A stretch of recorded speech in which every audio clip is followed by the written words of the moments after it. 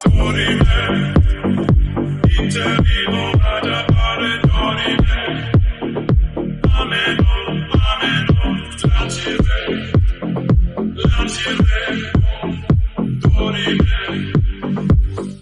வணக்கம் சார். வணக்கம். அல்லு அர்ஜுன் மேட்டர் சொன்னோன்னே ஒரு விஷயம். ஏன்னா அவருடைய ரசிகர்கள் கூட அது கூட்டத்தில் இறந்த ஒரு விஷயத்துக்காகவும், அதுக்கப்புறம் வந்து இப்போ வரையும் தாவேக்கா கூட்டத்தில் நடந்த ஒரு இழப்பு, இதை மையப்படுத்தி தான் நிறைய விஷயங்கள் பேசிகிட்டு இருக்காங்க. கடைசியாக வந்து ஒரு ஒரு இளைஞர் வடநாட்டுக்காரர் இறந்துட்டார் அப்படின்ற ஒரு தகவலும் தெரிஞ்சது. ஆனால் அதுக்கு ஏதோ உதவிகள் கூட செஞ்சுருக்கதா தகவல் சொல்லியிருக்காங்க. இதை பற்றி உங்களுக்கு கருத்து? ஆக்சுவலாக இந்த சேலம் பொதுக்கூட்டத்தில் ஒரு வட மாநில இளைஞர் வந்து இறந்துருக்காரு. அவருக்கு வந்து ஏதோ ஒரு குறைந்த அளவு நிதி கொடுத்துருக்காங்க கட்சியிலேருந்து. அது இல்லாமல் அந்த பாடியை வந்து அவங்க ஊருக்கு கொண்டு போகிறது, ஸோ அந்த மாதிரி விஷயங்கள் எல்லாம் கூட இருந்து ஹெல்ப் பண்ணியிருக்காங்க. பட் என்ன இருந்தாலும் இன்னும் கொஞ்சம் நிறைவான தொகையை கொடுத்துருக்கணுங்கிறது தான் நம்முடைய கருத்து. ரொம்ப ஒரு சொற்பமான தொகையாக தான் இருக்குது அது. அதே மாதிரி வந்து விஜய் இரங்கல் தெரிவிச்சிருக்கலாம். சில இடங்களுக்கு அவர் நேராக போக மாட்டேங்கிறாருங்கிறது கொஞ்சம் சிக்கலான விஷயமா இருக்குது. இன்னொன்று வந்து அவங்க மேடைகளில் அந்த ஒரு ஃபோட்டோவை வச்சு ஒரு கண்ணீர் அஞ்சலி செலுத்துறதெல்லாம் அவங்க பெரும்பாலும் செய்ய மாட்டேங்கிறாங்க. அதாவது ஒரு ஒரு நடைமுறைன்னு ஒன்று இருக்குல்ல. இப்போ நமக்காக ஒருத்தர் இறக்குறாரு அல்லது நம்முடைய கூட்டத்துக்கு வந்து ஒருத்தர் இறக்குறாரு அப்படின்னா, அடுத்த மீட்டிங்கில் அவருடைய படத்தை பெருசாக வச்சு ஒரு கண்ணீர் அஞ்சலி செலுத்தி அதுக்கப்புறம் அந்த நிகழ்ச்சியை துவங்கிறது தான் சரியாக இருக்கும். ஒருவேளை வர்ற கூட்டத்தில் அப்படி பண்ணுறாங்களான்னு எனக்கு தெரியல. ஆனால் அந்த 41 பேர் ஃபோட்டோவையும் வச்சு ஒரு ஒரு கண்ணீர் அஞ்சலி அவங்க செலுத்தினா மாதிரி எனக்கு தெரியல. ஓகே. அந்த மலர்களை தூவி அப்படி முன்னாடி நின்று அதெல்லாம் அவங்க செய்யலை. அந்த குடும்பத்தை வர வச்சாங்க, அவர் வீடியோ போட்டார். இப்படி ஒரு அரசியல் பண்ணக்கூடாது. ஏன்னா இங்கே சில நடைமுறைகள் இருக்குது, சென்டிமெண்ட் இருக்குது. அந்த சென்டிமெண்ட்லாம் நீங்கள் டச் பண்ணி தான் வரணும். ஏதோ அது அவருக்கு சரியாக யாரும் சொல்லிக் கொடுக்கலையா அல்லது அவருக்கே தெரியலையா, இது உள்ளே இல்லை என்ன நடக்குதுன்னே தெரில. பட் இந்த விஷயத்துக்கு வரோம். அந்த இறந்தவர் வந்து விஜய் மீட்டிங்கு போனார். அங்கே வந்து விஜய் மீட்டிங்கு போனதுனாலே அவர் இறந்துட்டார், இதனால தான் அவருக்கு பர்மிஷன் கொடுக்கக்கூடாதுன்னு நாங்கள் சொல்கிறோம் அப்படின்லாம் பல பேர் பேச ஆரம்பிச்சிட்டாங்க. அதில் நியாயம் கிடையாது. ஏன்னா கரூரில் நடந்த சம்பவங்கிறது வேறு. கூட்ட நெரிசல், அவங்களுக்கு முறையாக தண்ணி கிடைக்கல, இன்னும் பல விஷயங்கள் அதில் இருக்குது. அதில் ஓரளவுக்கு தார்மீக ரீதியாக தாவேக்காவுக்கும் பொறுப்பு இருக்குது.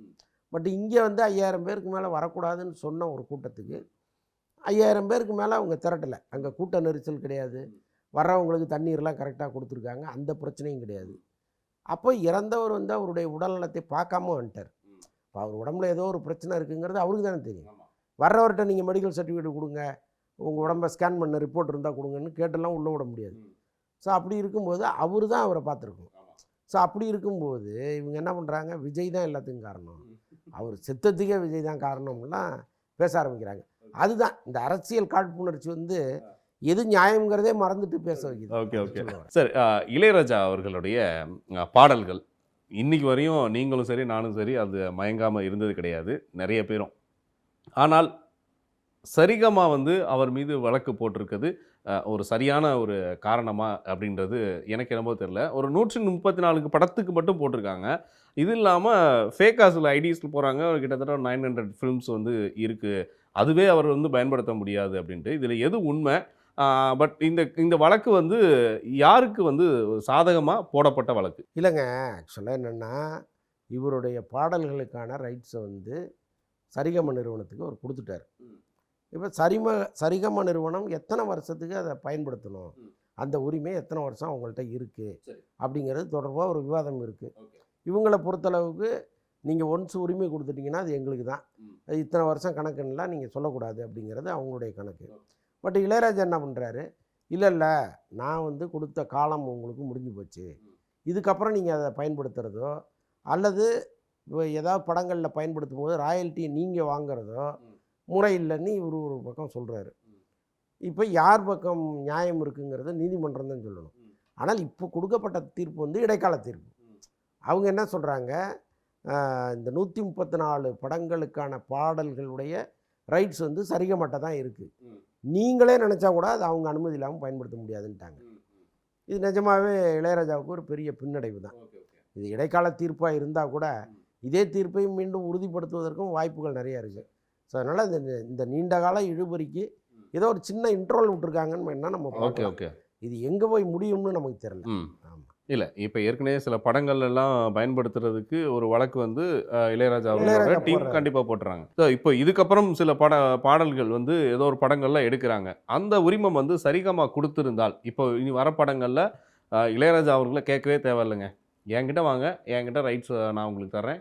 நீங்க பயன்படுத்துங்க அப்படின்னு சரிகமா சொன்னால் எப்படி இருக்கும்? அப்படி தானே சொல்லிட்டு இருக்காங்க அவங்க. இப்போ இப்போ மஞ்சுமல் பாய்ஸ்னு ஒரு படம் வந்துச்சு. அவங்க ரைட்ஸு சரிகமாட்ட வாங்கிட்டாங்க. அந்த படத்தில் வந்த பாட்டுக்கான ரைட்ஸை வாங்கிட்டாங்க. அதனால தான் படத்தில் பயன்படுத்தினாங்க. இளையராஜா நோட்டீஸ் அனுப்பிச்சிட்டாரு. நீங்கள் எங்கிட்ட தானே வாங்கணும், நீங்கள் எப்படி வந்து அவர் கொடுத்தாருன்னு அதை எடுத்துக்கிறீங்க, அவருக்கு அந்த ரைட்ஸே கிடையாது அப்படின்னு ஒரு நோட்டீஸ் அனுப்புகிறாரு. ஸோ அப்போ என்ன பண்ணுறாங்க, சரி ரைட் நம்ம இவ்வளோ பெரிய கலெக்ஷன் பண்ணோம் படத்தில், அவருக்கு கொஞ்சம் கொடுத்துருவோன்னு சொல்லி கொண்டு போய் கொடுத்துட்டு அந்த பிரச்சனையை ஆஃப் பண்ணாங்க. இது மாதிரி எல்லாரும் செய்வாங்களான்னு தெரியாது. நாங்கள் சட்ட ரீதியாக தாங்க போகிறோம். உங்கள் பாடல்களுக்கான ரைட்ஸ் யார்கிட்ட இருக்கோ நாங்கள் அவங்கள்ட்டேருந்து வாங்கிட்டோம்.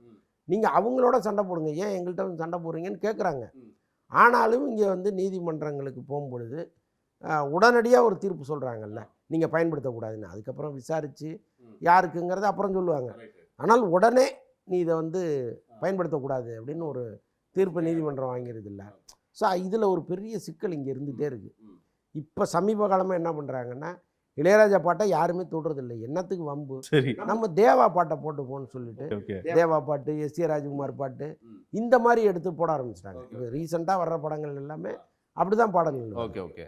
இவங்கெல்லாம் வந்து அந்த நீங்க சொன்ன மாதிரி இந்த பாடல்களை பயன்படுத்துறதுக்கு அனுமதி கொடுத்துட்றாங்களா? இவங்களை பொறுத்தளவுக்கு சிக்கல் இல்லை. என்னென்னா இவங்களுக்கு வந்து ஒரு ஒரு நிறுவனத்திட்ட கொடுத்துட்றாங்கல்ல, அந்த நிறுவனத்திட்ட நீங்கள் ரைட்ஸ் வாங்கினாலும் பரவாயில்ல, நாங்கள் வந்து டிஸ்டர்ப் பண்ண மாட்டோம். நீங்கள் எங்கள் பேரை போடலனாலும் பரவாயில்ல, எங்கள்கிட்ட வந்து முறையாக அனுமதி வாங்கணும்னு நாங்கள் சொல்ல மாட்டோம், பயன்படுத்தணுன்னா பயன்படுத்திங்கன்ட்டார் தேவா. எல்லாருமே அதான் சொல்கிறாங்க. அவங்களுக்கான ராயல்ட்டி அந்த நிறுவனம் கொடுத்துரும். இப்போ இளையராஜா மாதிரி இவங்க நேராக போய் கேட்காம அந்த நிறுவனத்துக்கும் பட நிறுவனத்துக்கும் ஒரு டைப் இருக்கும் இல்லையா, ஆமாம், அவங்க தானே பர்மிஷன் வாங்குறாங்க, அதுலேருந்து ஒரு தொகையை இவங்க வாங்கிக்கிறாங்க. ஸோ அதனால் இவங்க நேராக போய் கேட்குறது இல்லை. அது கொஞ்சம் ஈஸியாக இருக்குது. Okay okay okay. அப்போ இனிமேல் வந்து இந்த பாடல்களை நீங்கள் எப்போ ஒரு தடவை நம்ம இதை பற்றி நம்ம பேசியிருக்கோம், இசைக்குன்னு சொல்லிட்டு சில ஒரு வரையறை இப்படி தான் வச்சுட்டோம் அப்படின்னா இன்னும் வரக்கூடிய அடுத்தடுத்த இசையமைப்பாளர்களுக்கு ரொம்ப உதவியாக இருக்கும் அப்படின்ட்டு. இப்போ வரையும் அந்த கட்டமைப்பு சரியாக இல்லாதது தான். இப்போ இல்லைங்க, எல்லாமே சரியாக இருக்குது. அது ஒரு பெரிய தீசிஸ் பண்ணுற அளவுக்கு இதில் ஒரு பிரச்சனை இருக்குது. இந்த ஐபிஆர்எஸ்னு ஒரு அமைப்பு இருக்குது. அந்த அமைப்பில் தான் எல்லா இசையமைப்பாளர்களும் இருக்காங்க. ரகுமான்லேருந்து அனிருத்லேருந்து எல்லாரும் அதில் இருக்காங்க. அந்த ஐபிஆர்எஸ் என்ன பண்ணுதுன்னா, எங்கெல்லாம் இவங்களுடைய பாடல்களை பயன்படுத்துகிறாங்களோ அவங்களுக்கான ரைட்ஸை வாங்கி அவங்கள்ட்ட அந்த பணத்தை வாங்கி அவங்க ஒரு கமிஷன் எடுத்துகிட்டு இவங்களுக்கு கொடுத்துட்றாங்க ஷேர் பண்ணி. ஆனால் இளையராஜா இந்த ஐபிஆர்எஸ் அமைப்பில் இல்லை. அவர் தனியாக வெளியில் வந்துட்டார்.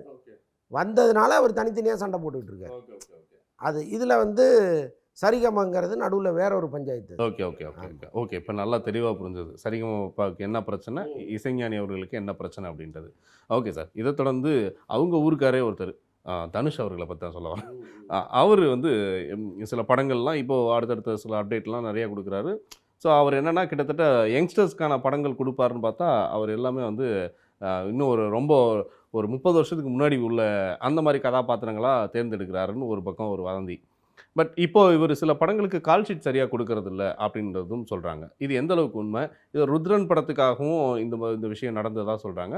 இதை தவிர்த்து வேறு சில படங்களுக்கும் அவர் வந்து கால் ஷீட் மறுக்கிறாரு, அதாவது கொடுத்துட்டு அந்த டயத்துக்கு வந்து இங்கே வர்றதில்ல அப்படின்ட்டு. இது வந்து எங்கே போய் இந்த பிரச்சனை வந்து சரி செய்கிறது? இல்லைங்க, அதில் இருக்கிற பிரச்சனையே வேறு. ஆக்சுவலாக அவரு ஒரு டேட்டு கொடுக்குறாரு. அந்த டேட்டில் அவரை பயன்படுத்திக்கலன்னா அவர் கிளம்பி வேறு படத்துக்கு போயிடுறாரு.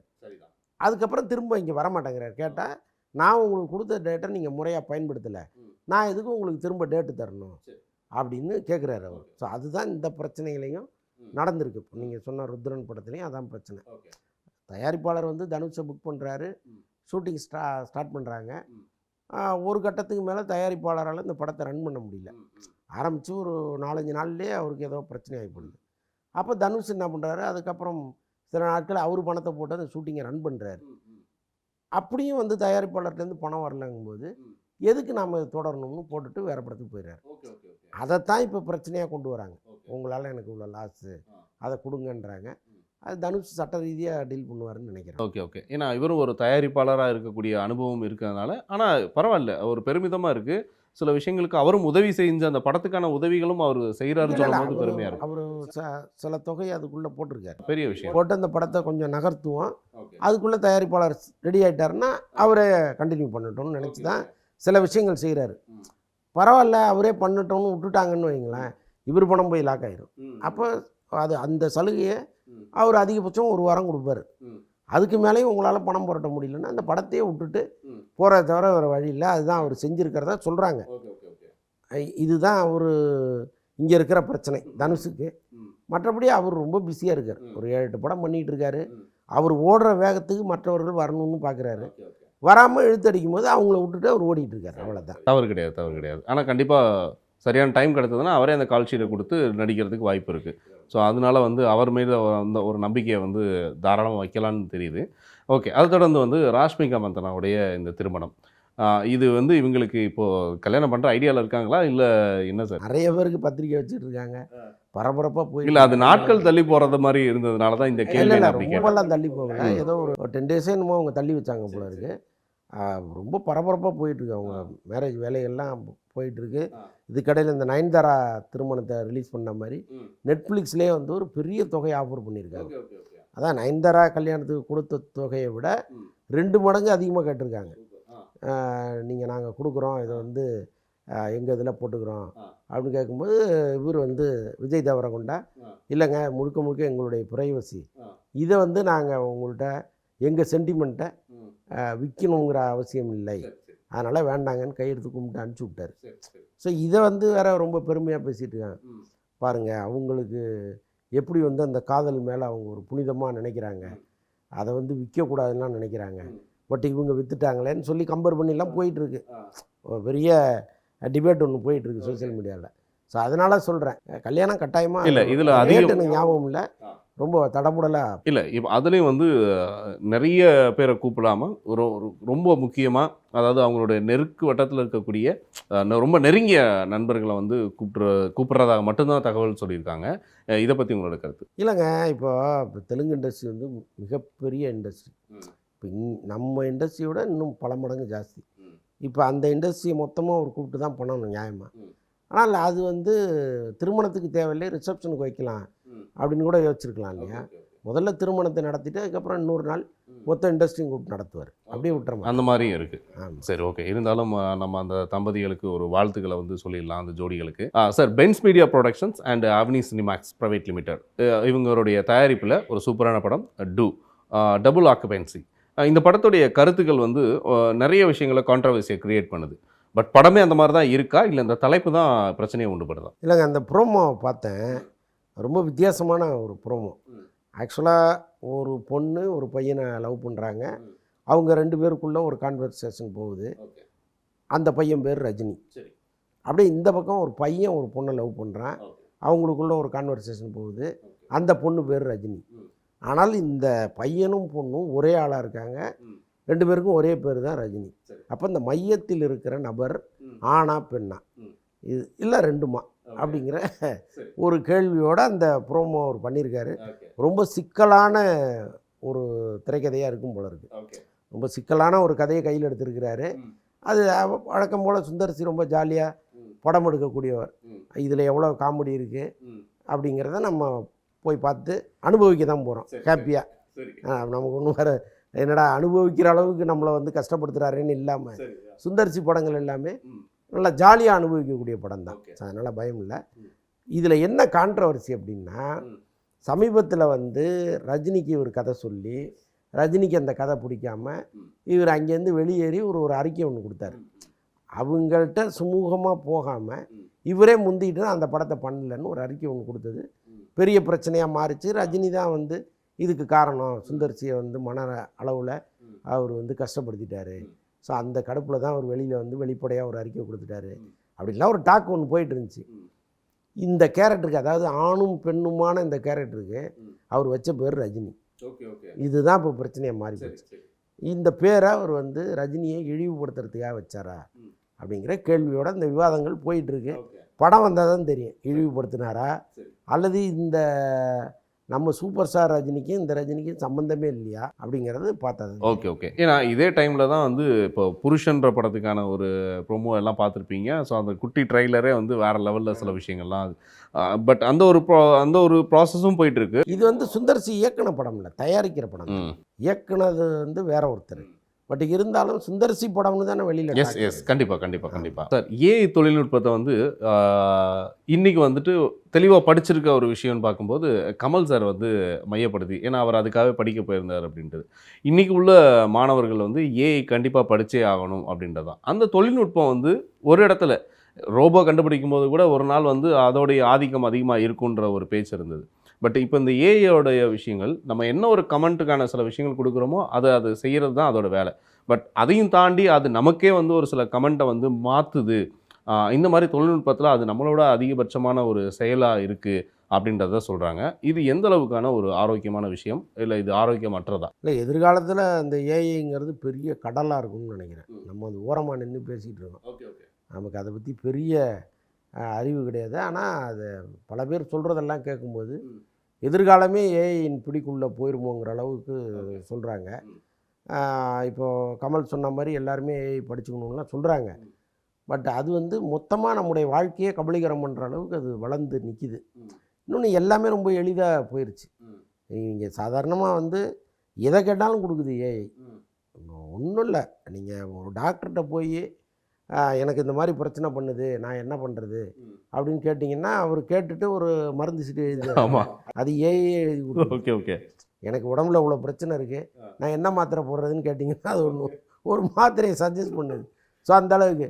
அதேமாதிரி என்னுடைய லவரை பார்க்க போகிறேன், நான் வந்து ஒரு கவிதை எழுதிட்டு போகணும், ஒரு கவிதை கூட அப்படின்னீங்கன்னா கவிதை எழுதி கொடுத்துருது. இம்மீடியட்டாக எல்லாமே சிறப்பு வந்துடுது. இப்போ ஒன்றும் இல்லை, இப்போ நான் உங்களை பார்க்க போகிறேன், இதுமாதிரி என்னுடைய நண்பர் அவர்கிட்ட நான் போய் வந்து ஒரு அரை மணி நேரம் பேசணும், என்ன பேசுனா நல்லாயிருக்கும், சுவாரஸ்யமாக இருக்குன்னு போட்டிங்கன்னா என்னென்னது அவர்கிட்ட பேசுங்கன்னு போட்டுருது. ஸோ அந்தளவுக்கு, அதாவது உங்களுடைய சோஷியல் மீடியா ஐடியை நான் கொடுத்துட்டேன்னா உங்களுடைய டேஸ்ட் என்ன, உங்களுடைய நாலேஜ் என்ன, எல்லாத்தையும் அது வந்து கிரகிச்சு ஒரு செகண்டில் இவருடைய இது வந்து இப்படி தான் இருக்குது, இவருடைய தாட்ஸ் இப்படி இருக்குது, நீங்கள் அவர்கிட்ட இப்படிலாம் பேசுங்கன்னு கொடுத்துருது. Super sir. ஸோ அந்தளவுக்கு வந்து நீங்கள் ஒன்றும் இல்லை, சாப்பிட்றது மட்டும்தான் உங்கள் வேலையாக இருக்கும் போல இருக்குது, பாக்கியெல்லாம் அதுவே பார்த்துக்கும் போல இருக்குது. ஸோ அந்தளவுக்கு மாறிக்கிட்டே இருக்குது. இது இப்படியே போச்சுன்னா எதிர்காலம் என்ன ஆகும்னு தெரியல. பல பேருக்கு வேலை இழப்புகள் இருக்கும்னு சொல்கிறாங்க. இந்த ஏஐ கண்டுபிடித்தவர்களாலேயே அவங்களுக்கு பேரழிவு வரப்போகுதுங்கிறது தான் ஒரு வரியில் சொல்கிற உண்மையாக இருக்குது. அதனால் இது என்ன நடக்க போகுதுன்னு தெரியல. பட் இது ஏஐனால் இவ்வளோ ஒரு பேராபத்துகள் வரப்போகுது அப்படின்றத இன்றைக்குள்ள இளைஞர்கள், ஸோ அப்போனா என்னென்னா ஏஐ டெக்னாலஜியை நிறைய விஷயங்கள் தெரிஞ்சு வச்சுக்கிட்டா கண்டிப்பாக அதவே வந்து வென்றடலாம் அப்படின்றது தான் இதோட கருத்தாக நான் பார்க்குறேன். ஸோ நிச்சயமாக வந்து பாசிட்டிவாக நினைப்போம் சார். ஏஐ வந்து பார்த்துக்கலாம் ஒரு கை. நன்றி சார். நன்றி.